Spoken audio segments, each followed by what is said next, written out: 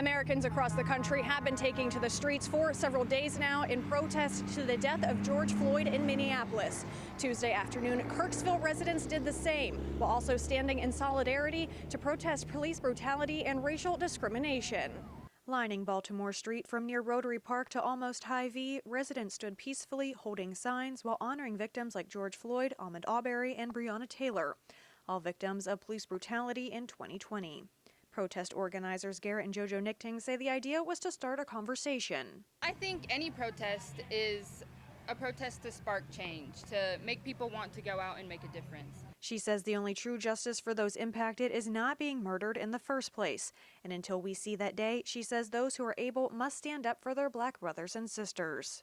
What we're saying today, we aren't trying to speak for the Black community. We're just trying to use our privilege to speak up and tell people that just because you're white doesn't mean you can't help the Black community. You can't stand up with them, you can't support them, but we are not at all trying to speak for them.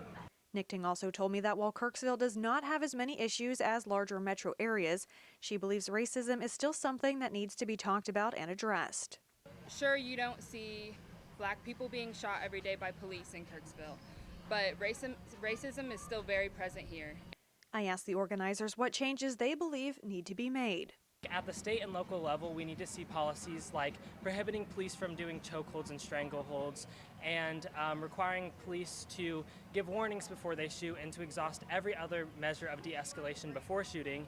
Also attending at Tuesday's peaceful protest was Kirksville Police Chief Steve Farnsworth, who echoed the organizers' sentiment that events like this can be used to start a discussion. It is unfortunate what happened in Minneapolis, and that's another reason why it's so important to let people have peaceful demonstrations, to get out and let them be heard and open up communication with everyone to work on some of our problems. And for days while the notice of this event circulated on social media and by word of mouth, the plan for a peaceful protest was stressed as other cities and communities have experienced violence and looting. Farnsworth says that throughout the planning process, all parties involved had open communication to ensure it would be safe for people of all ages and all races to take part in. It's very important to have a peaceful demonstration.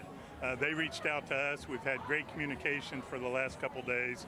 Organizers tell me that they are pleased with how peaceful everyone remained during Tuesday's protest in Kirksville. Reporting in Kirksville, Ashley Hoke, KTVO News.